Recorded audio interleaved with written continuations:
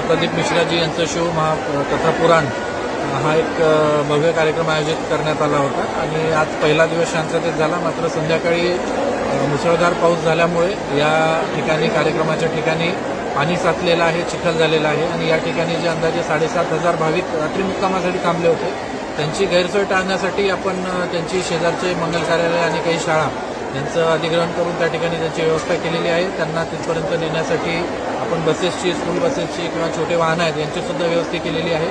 यामध्ये स्थानिक सगळे लोकप्रतिनिधी, सामाजिक संघटना, नांदेड शहरातील इतर नागरिक, सगळ्या प्रशासकीय यंत्रणा यासुद्धा स्वतःहून सहभागी झालेल्या आहेत। आयोजकांशी आमची चर्चा झाली। आयोजकांनी असं सांगितलेलं आहे की आगामी 2 ते 3 दिवस हे पावसाचं वातावरण बघता आणि या ठिकाणची चिखल आणि पाण्याची परिस्थिती बघता ही कथा जी आहे ही फक्त लाईव्ह स्वरूपात म्हणजे फक्त ती ऑनलाईन प्रक्षेपणाच्या स्वरूपात होणार आहे। त्यामुळे भाविकांना आव्हान आहे की आता 2 दिवस त्यांनी या ठिकाणी येऊ नये, घरीच बसून आपण टीव्ही चॅनलवर किंवा इंटरनेटच्या माध्यमातून या कथेचा जो आहे तो लाभ घ्यायचा आहे।